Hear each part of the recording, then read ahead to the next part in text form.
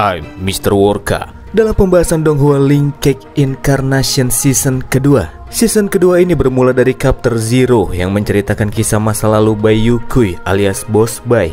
Puluhan tahun yang lalu, pada tahun awal bencana dan sebelum lighthouse atau mercusuar mengudara, bumi mengalami guncangan ketika kemunculan sejenis tanaman besar yang disebut sebagai anggur geomansi. Tanaman ini secara tiba-tiba muncul dari bawah tanah dan mulai menginfeksi orang-orang dengan spora berbentuk bola mata yang mengeluarkan scarlet pheromone dan membuat orang-orang menjadi gila. Di tengah wabah yang terus menyebar secara masif, terdapat satu kota yang bisa bertahan dari dampak anggur geomansi bernama kota Jiuquan, dipimpin oleh wali kota Bai Jingyu, ayahnya Bai Yukui. Sang wali kota membuat super artificial intelligence bernama Ash atau Ash untuk mengatur seluruh kota sehingga para penduduk berhasil terhindarkan dari wabah. Hanya saja Bai Jingyu harus tewas di tangan musuh lamanya, Grey Weaver, komandan pasukan khusus yang bekerja di bawah Tartarus. Grey berani menghabisi sang wali kota karena dia mendapatkan bantuan pihak lain serta Tartarus yang ingin mencuri super AI Ash dari Bai Jingyu secara terang-terangan. Tartarus berjanji pada Grey bahwa penjara raksasa mereka bersedia untuk menampung puluhan ribu orang dari wilayahnya yang belum terkena infeksi.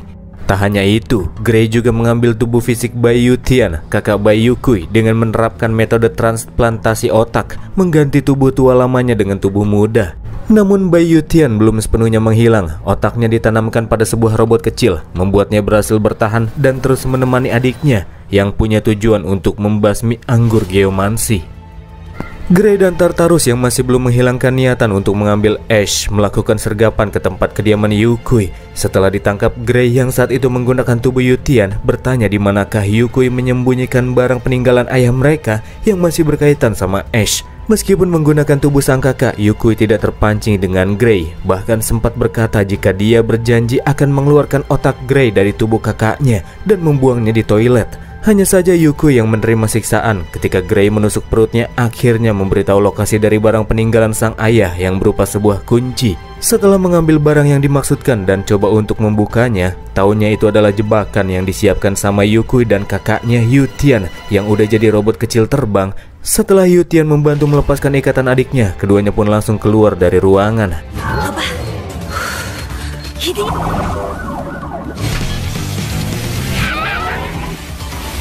Sempat pula terjadi aksi kejar-kejaran di kota Jiuquan antara Yukui dan pasukan Grey. Namun ketika Yukui memasuki gang-gang sempit, pasukan Grey tidak berhasil mengejar Yukui yang dapat meloloskan diri. Hanya saja Grey tidak masalah akan hal tersebut karena sebelumnya dia sudah sempat menanamkan alat pelacak di kerah baju Yukui tanpa cewek itu sadari.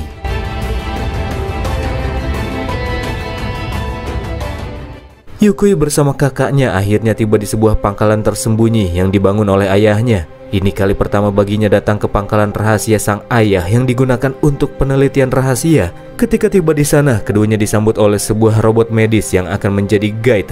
Robot medis yang juga sempat terlihat di season pertama yang ditemuin sama Mark di area Eco Intensive.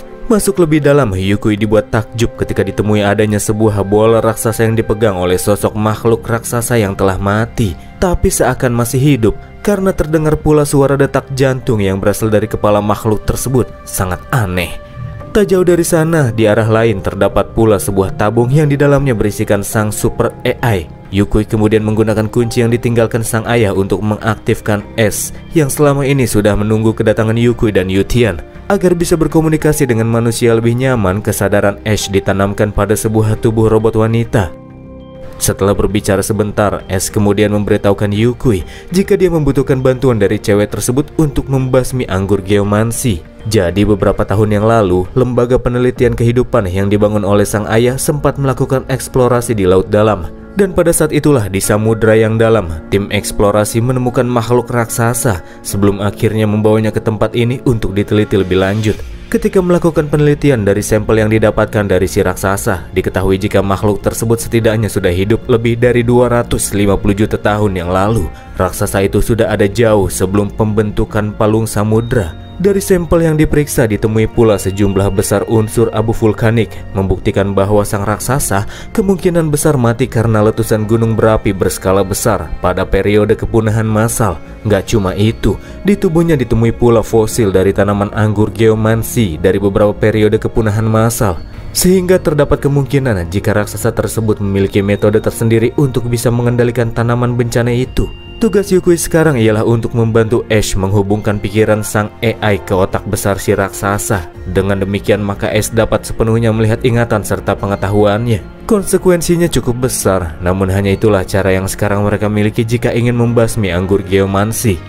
Sebagai ahli syaraf, Yukui kemudian mulai melakukan operasi pembedahan otak dengan mesin bedah raksasa. Dimulai dari membuka tempurung kepalanya yang dipenuhi oleh banyak cacing parasit hidup, menyemprotnya pakai air supaya medianya bersih dulu, sebelum akhirnya mulai membuka bagian selaput otaknya. Dan ternyata benar saja, otak dari si raksasa masih bekerja meskipun tubuhnya sudah tak bergerak lagi sejak zaman prasejarah. Otak aneh yang memiliki banyak tentakel di setiap sisinya. Ketika memasuki proses menghubungkan kesadaran Ash dengan otak raksasa, Ash menjelaskan jika ayah Yukui sudah kerap kali melakukan eksperimen terhadap raksasa tersebut dan merekam gelombang otaknya. Dan dari sanalah sang ayah melihat jika raksasa mampu mengendalikan pertumbuhan dan kerusakan tumbuhan anggur geomansi. Namun pada akhirnya si ayah menyadari jika yang dilihat olehnya hanyalah sebagian kecil informasi dari pengetahuan lebih besar yang bisa didapatkan dari otak tersebut. Setelah saling terhubung, Ash saat itu mulai melihat beberapa gambaran-gambaran penglihatan tentang lingkungan di masa lampau dengan melakukan pengkodaan data.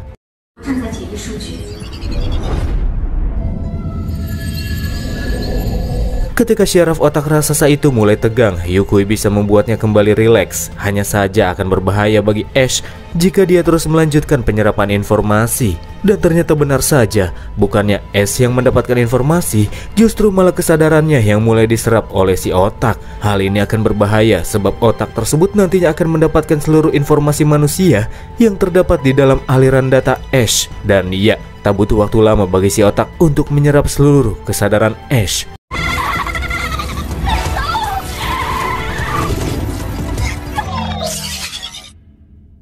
Hal itu bertepatan dengan kehadiran Gray bersama dengan pasukannya. Mereka melakukan invasi untuk mengambil Ash serta otak raksasa di sana. Para penjaga robot yang mendapati adanya penyusup tak dikenal pun aktif. Mereka menyerang pasukan Gray.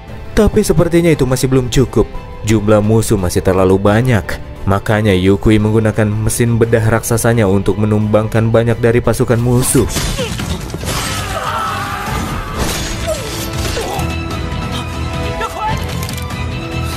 Hanya saja Yukui harus kena door sama Gray. Tembakan tersebut terdaratkan di kepalanya. Begitupun dengan Yutian yang kena banyak door oleh pihak musuh. Sementara Gray, dia berhasil membawa tubuh robot Ash serta otak raksasa yang menyerap seluruh kesadaran si AI menuju Tartarus.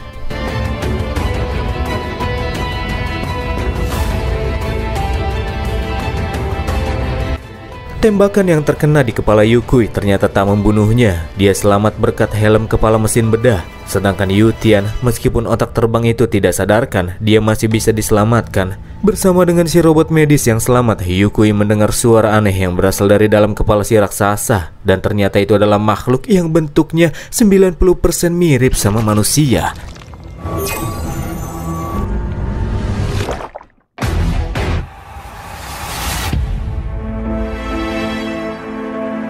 Kita menuju cerita utama. Mark yang menjadi ekstrimozoan sempat kehilangan alasan dan tujuannya untuk terus hidup setelah Ranbing pergi selamanya. Di saat itulah sosok pemimpin pejuang kesadaran Bai Yukui datang memberitahu Mark jika mercusuar bukanlah satu-satunya tempat perlindungan bagi umat manusia. Dan diantaranya ada desa Dragonbone. Di desa ini terdapat banyak orang yang memiliki semacam kekuatan khusus.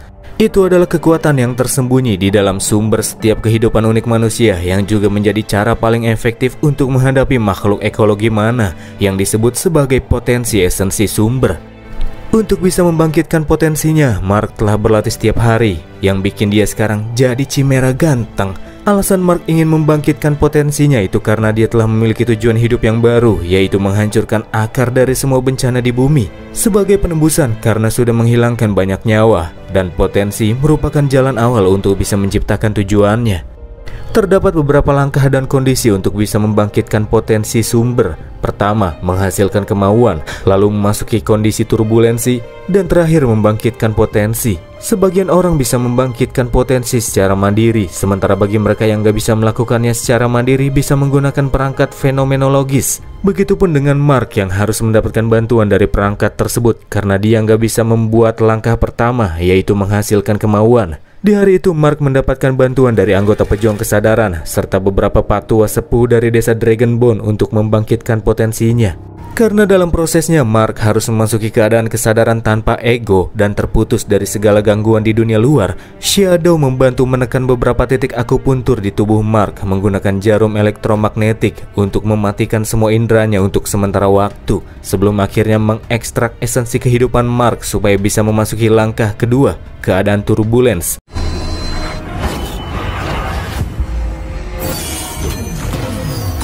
Metode tersebut adalah alternatif untuk bisa melewati langkah pertama. Setelah indera Mark dimatikan, langkah selanjutnya ialah membuka saluran esensi. Tubuh Mark ditanamkan perangkat penghubung esensi ke proyeksi sumber. Perangkat proyeksi yang memancarkan cahaya gelombang kebiruan akan mendorong esensi kehidupan Mark keluar dari tubuhnya.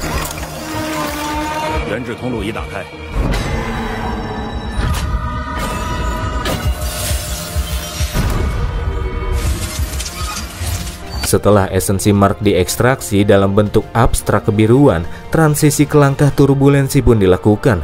Untuk menstabilkan esensi Mark, para petugas mulai membunyikan perangkat resonansi frekuensi yang terlihat seperti alat musik.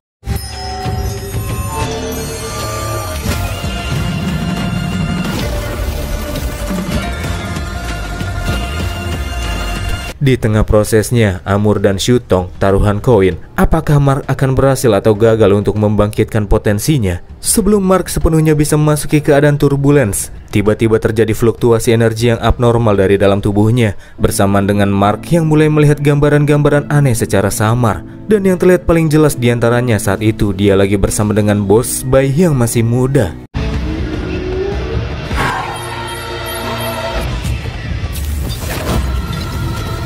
Esensi kehidupan Mark yang mengalami keadaan abnormal melepaskan kekuatan gelombang ke sekitarnya, merusak beberapa alat pembantu di dalam ruangan tersebut. Momen itu seakan seperti terdapat sesuatu dari luar yang mencoba untuk memperebutkan kontrol tubuh Mark. Untuk bisa keluar dari keadaan tersebut, pada akhirnya Maido menonaktifkan mesin fenomenologis, dan Mark harus gagal membangkitkan potensi sumbernya.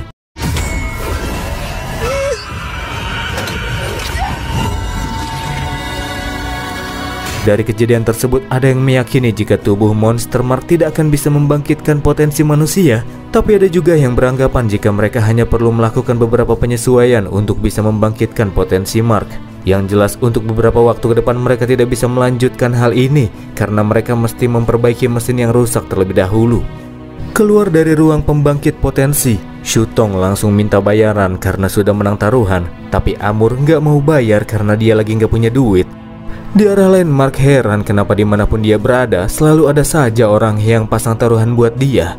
Mark juga merasa penasaran bagaimana cara orang-orang yang tidak bisa membangkitkan potensi bisa bertahan hidup di daratan yang berbahaya ini. Jadi di beberapa tempat terdapat menara-menara menggunakan generator plasma untuk menangkap medan magnet yang dipancarkan oleh kor rahasia. Menara-menara tersebut disebut sebagai menara plasma, berguna untuk menghilangkan indera para ekstrimozoan. Semua lokasi yang dijangkau oleh menara plasma tidak akan menarik bagi para monster, sehingga manusia bisa tinggal di dalamnya. Beberapa tahun terakhir, Mark tinggal bersama dengan keluarganya bocil San Shihui. Bocil tersebut menganggap Mark sebagai adiknya sendiri. Meskipun gak takut sama Mark, Shihui sempat tanya apakah Mark ini manusia ataukah monster pelahap. Tapi Mark malah gak menjawabnya dengan serius.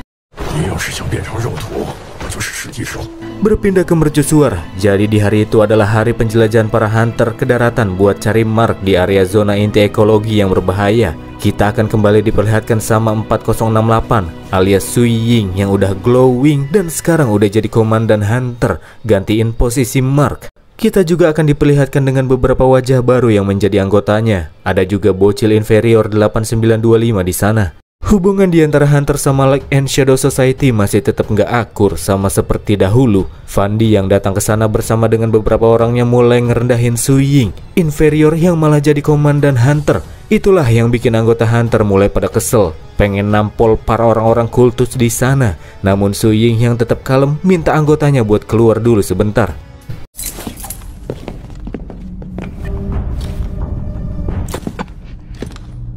Dalam penjelajahan yang akan segera dilakukan, Su Ying minta agar para kriminal yakni sisa-sisa anggota Mark juga sekalian diikutkan dengan alasan kalau kelompok hunternya masih kekurangan banyak orang. Supaya tidak melawan, Fandi cuma perlu memasangkan kalung peledak kepada para kriminal tersebut, jadi mereka bisa diledakkan kalau nantinya melakukan perlawanan. Fandi yang masih anggap Su Ying itu manusia kotor dan munafik janji kalau dia akan memasangkan kalung peledak itu jika saja Su Ying sampai gagal dalam misinya. Tapi dengan santai Su Ying berkata dia yakin bisa membawa Mark pulang. Dia juga mengancam Fandi bakalan melepas topeng cewek tersebut dan melihat seperti apakah wajahnya setelah misinya rampung nanti.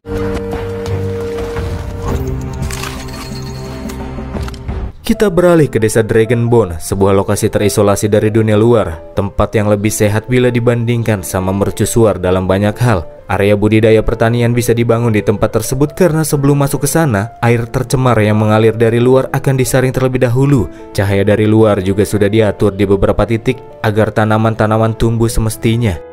Sejak kecil, anak-anak desa Dragonbone akan mendapatkan pendidikan sains serta bertahan hidup di akademi, memastikan di masa depan mereka nggak kaget lagi pas melihat dunia luar. Ngomong-ngomong soal potensi sumber, tiap manusia punya kemampuan yang berbeda-beda, mengingat genetik mereka berbeda-beda pula. Seperti Shutong, pria bertopeng tersebut punya kemampuan detoksifikasi. Usus besarnya bisa menghasilkan mikroba yang dapat memecah kabut racun. Kata nenek Chiusi, kepala akademi, antidot atau penawar racun yang diminum oleh anak-anak selama ini itu berasal dari kentut Shutong yang sudah diekstraksi. Dan karena Shutong makan makanan yang berbeda-beda, pasti aroma antidot itu juga baunya bakalan berbeda-beda pula. Ada juga Shadow yang sebelumnya bisa mengendalikan Extremozoan. Dia punya kemampuan mental yang kuat, hanya saja pertumbuhannya jadi terhambat karena potensinya. Ada lagi Maido, dia bisa berkomunikasi sama hewan. Setiap potensi yang bangkit memiliki keunggulannya tersendiri. Di sisi lain ada juga efek samping yang akan diterima sama penggunanya, mulai dari resiko yang berat sampai resiko yang ringan. Di desa Dragonbone, orang-orang tuanya masih pada kuat-kuat. Mereka bisa pull up pakai kaki. Mereka masih bisa pada salto dan berbagai hal yang bahkan orang normal muda pun mungkin gak bisa melakukannya. Terlihat juga Bos Bai yang lagi senam sama para orang tua desa. Meskipun terlihat sangat muda, Bos Bai ini harusnya udah nenek-nenek. Bahkan orang-orang tua di desa tersebut saja dibesarin sama Bos Bai.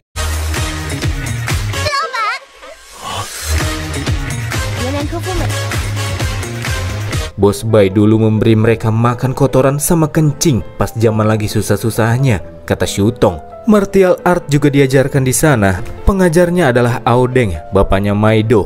Beliau memberikan ajaran yang cukup keras kepada para murid-muridnya. Pas lagi ngeliat-liat desa, Mark juga sempat digangguin sama anak-anak yang manggil dia monster dan mulai melakukan pose-pose pahlawan. Anak-anak tersebut menyebut dirinya sebagai kelompok keadilan, sementara pemimpinnya adalah Maido. Maido selalu mencoba menyenangkan anak-anak tersebut sebab mereka adalah anak-anak yatim piatu yang orang tuanya pada meninggal demi berkorban buat desa. Jadi setidaknya mereka harus ngerasain indahnya masa kecil sebelum menatap dunia yang berbahaya ketika dewasa nanti. Soal hubungan percintaan, di tempat tersebut normal, nggak kayak di mercusuar. Contohnya, kalau orang tua cewek lagi nggak ada di rumah, cowoknya pasti langsung auto OTW.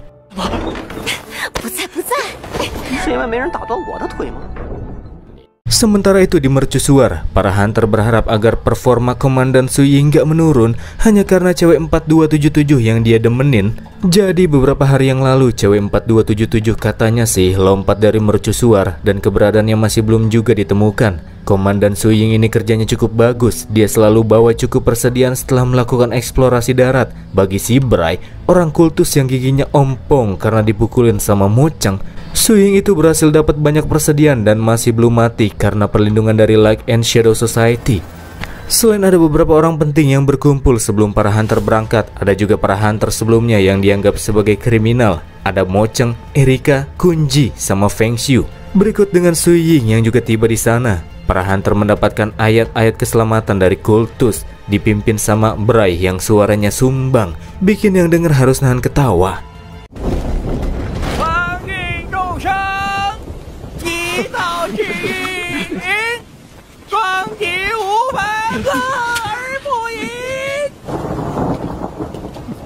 Karena misi membawa Mark yang sudah jadi Extremozoan sangat berbahaya, dan di lokasi yang juga berbahaya pula, Swing berjanji akan memberikan 3 kali poin prestasi kepada mereka seusai misi sebagai bayarannya.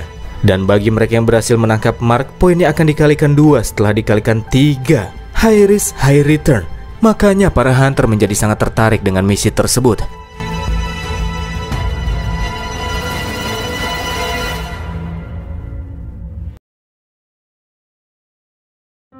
Pasar desa Dragonbone, feel-nya sama seperti Indonesia di tahun 90-an. Ada tukang jual kaset, yang juga sekalian jual film biru yang disembunyikan di belakang. Ada juga yang jualan konsol game yang berasal dari dunia lama. Salon yang udah bikin Mark jadi lebih glowing juga ada.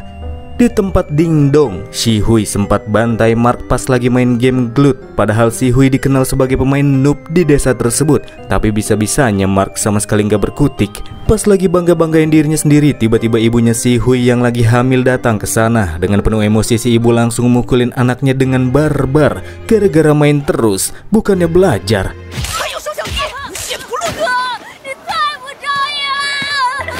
Bapaknya Si Hui, Shenda, merupakan salah satu pejuang kesadaran. Pria gembul satu ini suka berjudai. Pas lagi main, tahu-tahu istrinya datang ke sana. Sambil ngamuk-ngamuk dia langsung mukulin suaminya gara-gara bukannya kerja malah main judai. Keluarga ini begitu harmonis, jadi iri.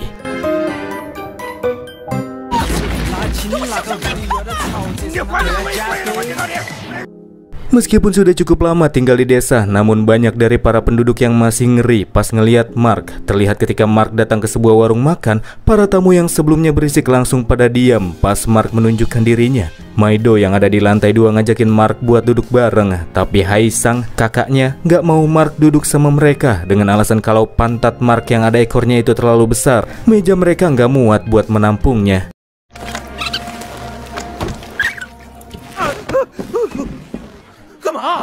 Pada akhirnya Mark duduk sendirian di sana. Meskipun Mark nggak butuh karbo sama serat, tapi dia tetap makan makanan manusia. Mark merasa dirinya masih butuh protein, sama seperti si botak, kakaknya Maido.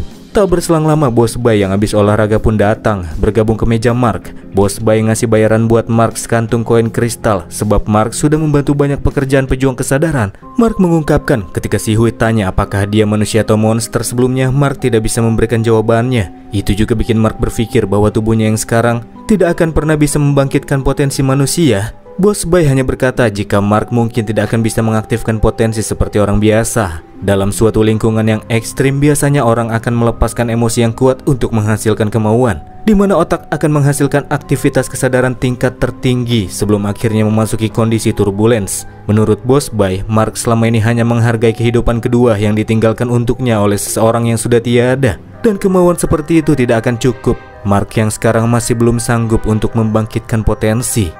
Di tengah-tengah pembicaraan, tiba-tiba Shadow muncul, ngasih tahu kalau salah satu menara plasma di area sektor C3 mengalami korsleting, terkena korosi oleh tanaman spora. Dan gak pakai lama Bos Bai pun langsung ngajak beberapa pejuang kesadaran pergi ke TKP untuk melakukan perbaikan, termasuk Mark.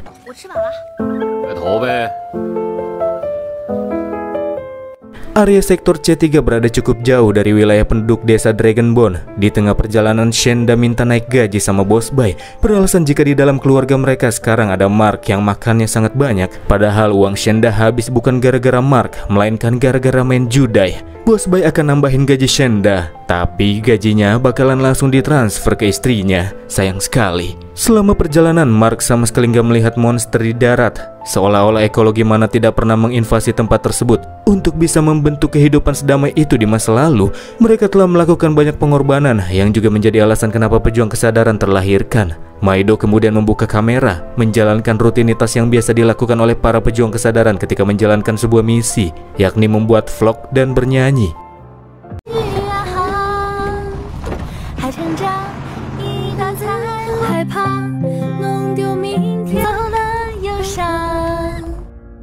Kita beralih ke dalam ruangan Charles, sang wali kota mercusuar. Semenjak kepergian Mark, keadaan Charles semakin lama semakin memburuk. Luka di bagian mata dan lengannya yang ditinggalkan sama Mark masih belum kunjung membaik. Charles terus mendapatkan perawatan dari Van Lu, asistennya. Sang wali kota terpaksa harus menahan rasa sakit setiap harinya serta melakukan tugasnya sebagai wali kota. Di tengah perawatan, Jingnan, pemimpin ruang kendali pun datang, bertanya kepada Charles terkait dengan Kloto System yang masih belum memberikan petunjuk. Meskipun Kloto sudah kembali aktif dan terus memancarkan gelombang otak yang lemah, mereka masih belum bisa mendapatkan petunjuk apapun. Makanya Jingnan di sini minta Charles agar mempertemukan dirinya kepada Morgan, wali kota sebelumnya yang lebih paham terkait dengan Kloto System. Charles bisa saja mempertemukan Jingnan dan Morgan, tapi bukan sekarang. Waktunya masih belum tepat, kata Charles. Sebelum pergi, Jingnan minta agar Charles dan Carrie menghentikan proyek Lin Yuan atau kerennya sih proyek Abyss Walker, karena proyek satu itu telah menghabiskan banyak sekali nyawa tanpa hasil yang baik.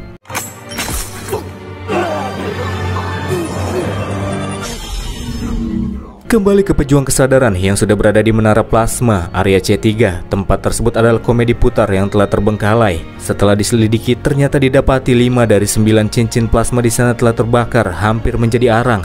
Bos Bai minta kepada rekan-rekannya untuk menyingkirkan semua vegetasi di menara serta mengganti peralatan yang rusak dengan yang baru. Sekalian membawa anak-anak baru buat praktek lapangan langsung dan meminta mereka untuk tetap berhati-hati. Shutong kepada para pejuang muda memperkenalkan tumbuhan yang mirip seperti anggur merah, disebut tumor mata. Setelah vegetasi itu matang, tumor mata akan melepaskan benih yang nantinya akan tumbuh menjadi flora mana. Flora mana yang tumbuh akan mengeluarkan spora yang kembali menumbuhkan tumor mata. Seperti itulah siklusnya. Makanya mereka harus menyingkirkan tumor mata tersebut. Langkah pertama yang mesti mereka lakukan ialah menyemprotkan gel pelindung supaya tumor mata nggak ngelepasin spora beracunnya. Kemudian menggunakan pistol resonansi pada jarak 10 cm. Cara ini dapat menghancurkan struktur bagian dalam tumor mata yang saling terhubung. Di sebelahnya Shihui yang iseng nemu tumor mata yang sudah layu menghitam dan dia pun mencabutnya. Meskipun telah layu, namun spora yang tertinggal di pangkal tumbuhannya masih dapat membunuh seseorang. Makanya di sini Shutong langsung detoks Shihui pakai kentutnya.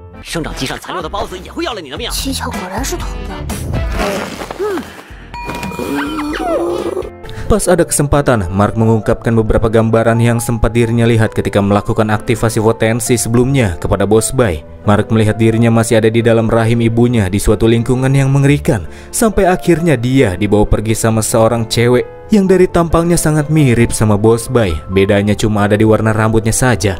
Dari situlah Mark mulai berpetualang dengan wanita tersebut sampai pada akhirnya wanita itu malah mengarahkan pistolnya sendiri kepada Mark.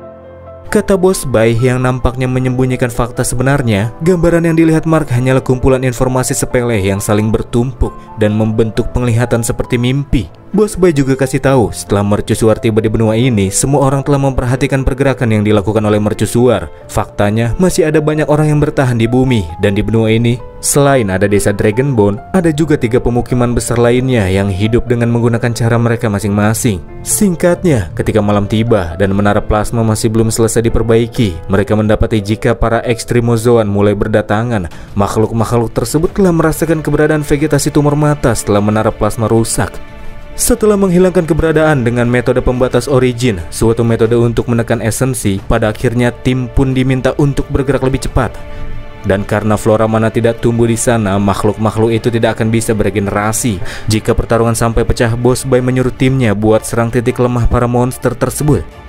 Seekor Sharp Eel muncul di area Shutong dan para bocil berada. Meskipun telah mengaktifkan pembatas origin, mereka tetap nggak boleh melakukan kegaduhan di hadapan para monster.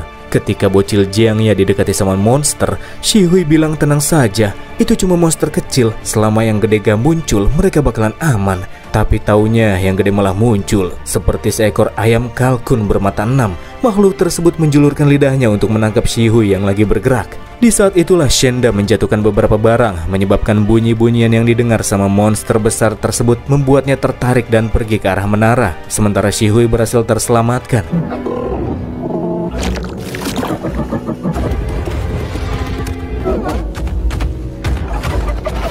Maido yang lagi ngelas kabel didatengin sama si ayam aneh. Karena pembatas origin masih aktif, Maido tidak membuat si monster tertarik. Hanya saja Cagai, elang mungil milik Maido, tersedot masuk ke dalam lubang hidung makhluk tersebut.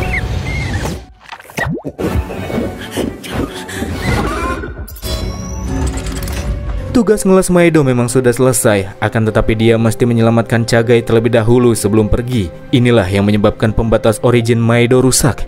Seusai berhasil menyelamatkan Chagai, Maido yang hampir disantap oleh ayam besar mendapatkan pertolongan dari Mark, berikut dengan Boss Bai yang meminta timnya buat bersiap untuk baku hantam. Fang Yuan, prajurit biasa yang ditugaskan di ruang kendali komedi putar, mengaktifkan komedi ombak naik turun buat ngegeprek si ayam besar yang ngejar-ngejar Maido. Meskipun tidak membunuhnya, setidaknya geprekan tersebut bisa menahan ayam besar untuk sementara waktu.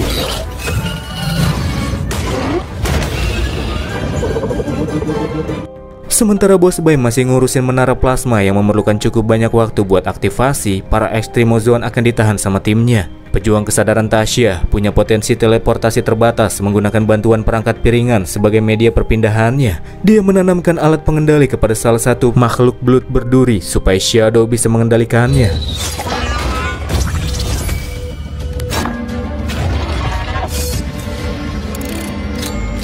Maido, selain memiliki kemampuan tombak yang cukup hebat, dia juga memiliki potensi yang memungkinkannya untuk saling berbagi penglihatan dengan Chagai. Itu akan berguna dalam pertarungan melawan musuh yang lebih dari satu.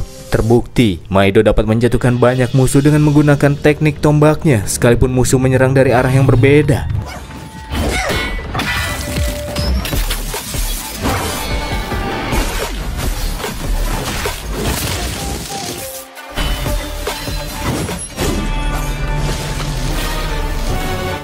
Di arah lain, ketika para bocil melakukan evakuasi di tengah jalan sebelum diserang sama musuh, Shihui dan Jiang Ye dapat bantuan dari Tasya yang muncul pakai teleportasi dan langsung nembakin para monster yang terlihat sebelum akhirnya memindahkan para bocil ke lokasi yang aman.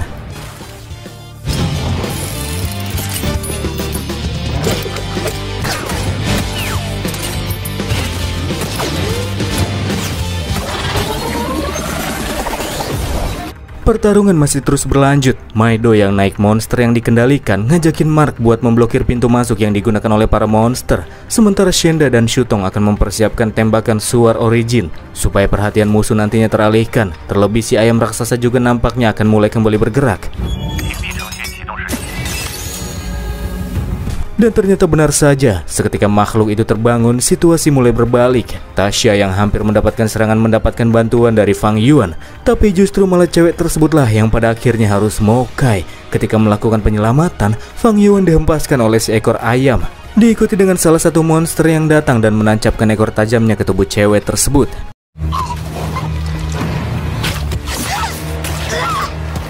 Sebelum esensi kehidupannya diekstrak, Tasya membawa tubuh Fang Yuan ke menara dengan bantuan teleportasi. Sadar bahwa ada mangsa yang terdapat di atas menara, si ayam pun kembali naik ke atasnya. Hal itu bertepatan dengan Suar Origin yang akhirnya telah selesai melakukan charge dan kemudian dilepaskan ke udara. Dengan demikian maka para Extremozoan bakalan pergi mengejar Suar tersebut.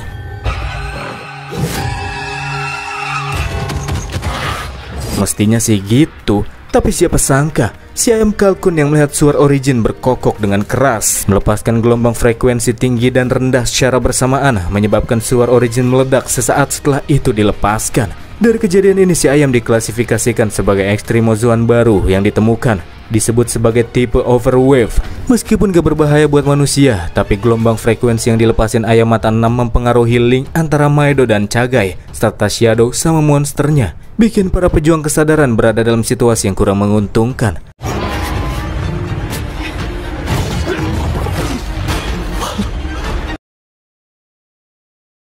Kita akan dialihkan kepada para hunter yang mendapatkan tugas untuk melakukan pencarian Mark. Mereka kini sedang memasuki wilayah reruntuhan pesawat antar bintang. Perjalanan mereka cukup lancar sampai saat itu masih belum ada tanda-tanda keberadaan musuh.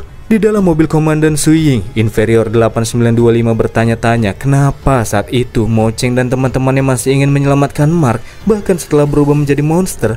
Dulu 8925 ini juga ikut membantu dengan alasan merasa kasihan, tapi pada akhirnya Mark malah mencoba menghancurkan mercusuar dan bahkan membunuh banyak orang. Jika saja dalam misi ini wali kota nggak meminta buat menangkap Mark secara hidup-hidup, mungkin bocil tersebut akan membunuh Mark dengan tangannya sendiri. Sebesar itulah dendamnya kepada Mark. Di tengah-tengah perjalanan, para hunter mendengar terdapat suara orang yang minta tolong. Setelah melakukan penyelidikan ternyata ditemui orang yang sedang tertimbun reruntuhan, menyisakan lengannya saja. Ketika salah seorang dari mereka berniat untuk menarik lengan orang tersebut dari reruntuhan, ternyata mereka kena scam. Lengan tersebut bukanlah milik manusia, melainkan seekor ekstrimozoan yang memiliki kemampuan mimikri berjenis oposum, di mana makhluk tersebut memiliki kantung inkubasi di bagian pundaknya, berisikan kepala-kepala yang bisa secara mandiri melepaskan diri dan mengeluarkan zat asam bersifat korosif. Sementara para hunter terlibat dalam pertarungan menghadapi sang monster Mocheng, dan para hunter yang dianggap sebagai kriminal mendatangi mobil Komandan Su Ying. Menyadari hal itu, Su Ying langsung membawa bocil 8925 dan robot medis ke bagian bagasi belakang, meminta keduanya supaya jangan keluar dulu sebelum mendapatkan perintah darinya. Keempat orang yang datang menyergap Su Ying, menodongkan senjata dan mulai melakukan interogasi, mencoba mengungkap kebenaran bahwa Su Ying juga ikut terlibat dalam pembunuhan Mark. Su Ying pun berdalih, beralasan jika dia bisa menjadi superior itu karena Charles sangat berterima kasih kepadanya, karena selama ini Su Ying sudah mencarikan obat buat Morgan, sehingga dia diangkat menjadi superior. Terlebih sayatan di leher Mark itu tercipta karena tulang dari belut berduri, jadi Su Ying masih bisa mencari alasan. Pada saat kejadian berlangsung, Su Ying juga mengaku nggak ada di TKP. Lagi, mana mungkin dia membunuh Mark yang selama ini sudah memberikan banyak bantuan kepadanya. Kunji kemudian bertanya di manakah Su Ying pas Mark lagi diserang. Su Ying pun berkata jika saat itu dia sedang merangkak masuk ke saluran ventilasi gudang medis. Dari sinilah didapati kejanggalan dari jawaban Su Ying. Kunji tidak pernah menyebutkan kapan waktu yang tepat Mark diserang, tapi Su Ying bisa menjawabnya dengan sangat baik. Sejak Mark meninggalkan ruang medis, mestinya dia nggak tahu di mana keberadaan Mark. Kunji yang sangat emosi kemudian menodongkan senjata ke dahi si komandan, dan sebelum pelatuk selesai ditarik olehnya, tiba-tiba bocil kematian 8925 keluar dari pintu belakang, ambil pistol Su Ying dan dor leher Kunji. Kembali ke pejuang kesadaran, setelah suara origin yang biasa digunakan buat ngalihin para ekstrimozoan dihancurin sama ayam kalkun besar mata 6, makhluk tersebut kemudian naik ke puncak menara, tempat dimana Boss Bai lagi melakukan perbaikan menara. Hal ini memaksa Boss Bai buat menggunakan kekuatan potensinya. Cukup berbahaya, karena ketika Boss Bai pakai kekuatannya, terdapat resiko di mana esensi kehidupannya akan terkikis. Terlebih jika dia menggunakannya terlalu sering, dia kemudian membentuk bola cahaya khusus di udara yang menarik perhatian si ayam, yang kemudian memasukkan bola cahaya tersebut ke dalam tubuhnya. Jadi sesuatu yang terdapat di dalam bola cahaya itu bisa dipotong-potong pakai gaya tarik dan gerak sama Boss Bai, seakan seperti dia lagi melakukan pembedahan. Dan Boss Bai kemudian menghancurkan si ayam dari dalam dengan meledakkannya.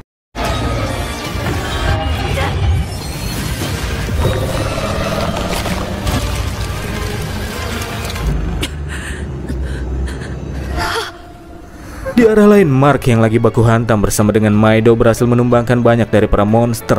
Akan tetapi, ketika menusukkan tombaknya ke salah satu monster dan mengiranya sudah mokat, ekor tajam makhluk tersebut nusuk Maido dari belakang. Maido nggak bisa menghindar dari serangan tersebut karena pembagian penglihatannya sama Chagai sudah terputus.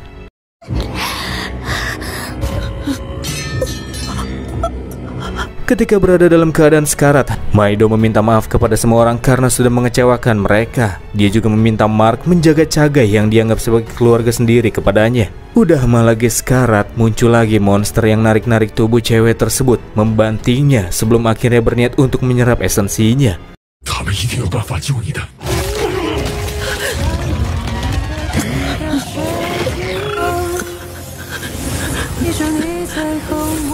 Tapi Mark langsung mukulin para monster tersebut. Musuh yang datang dari pintu masuk jumlahnya terus bertambah, dan pada situasi tersebut Maido meminta kepada Mark untuk membawanya pulang. Dia tidak mau para makhluk ekologi mana itu sampai mengklaim esensi kehidupan miliknya. Dan ya, pada akhirnya Mark pun memenuhi permintaan terakhir Maido. Dia menyerap esensi cewek tersebut sampai berubah menjadi batu yang dikenal sebagai Mid Soil. Dan pertarungan yang panjang di malam itu pun terus berlanjut.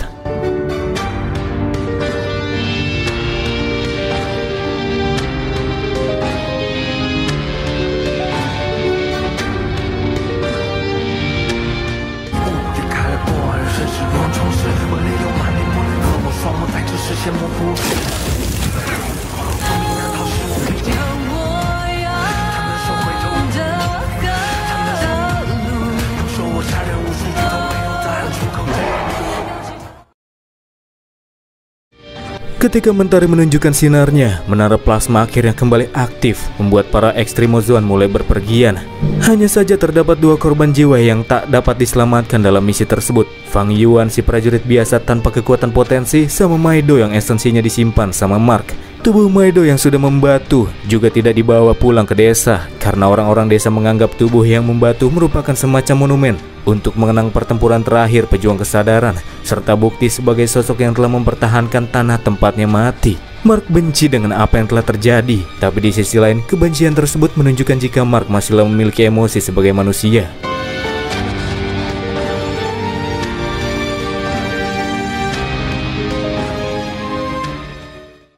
Kembali ke para hunter, tepat setelah Kunji kena door, Feng Xiu langsung melepaskan tembakan kepada si bocil kematian. Namun Su Ying bergerak cepat memberikan perlindungan, merelakan pundaknya yang mesti kena tembakan tersebut. Situasi menjadi sedikit meredah ketika 8925 mengungkapkan penyesalannya membantu tim hunter Mark dahulu, yang justru malah menyebabkan banyak korban jiwa. Su Ying yang kembali bangkit berkata jika pada akhirnya apapun yang telah dirinya lakukan, nasib Mark bisa terjadi bukan karena salahnya. Dia juga bersedia untuk menanggung balas dendam untuk Kunji yang terluka. Berikut dengan dirinya yang tiba-tiba melepaskan kalung peledak dari leher Mo Cheng dan yang lainnya.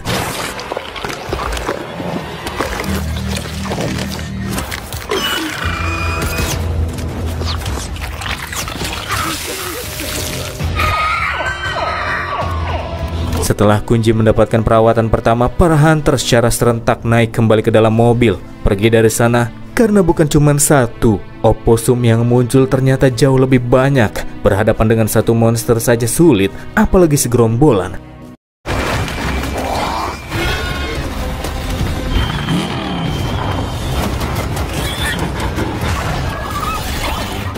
Pertarungan di tengah pengejaran pun terjadi. Kali ini sisa-sisa tim Mark ikut join dalam pertarungan. Mereka memberikan kontribusi yang paling besar dalam menghadang setiap monster yang coba untuk menerjang.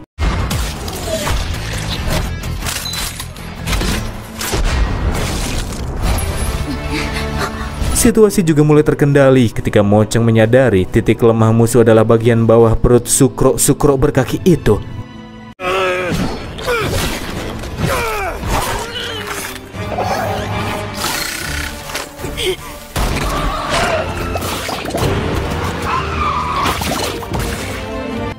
Setelah melalui pengejaran yang begitu mendebarkan, pada akhirnya para hunter pun berhasil selamat ketika mereka memasuki sebuah jalan sempit cuma muat satu mobil.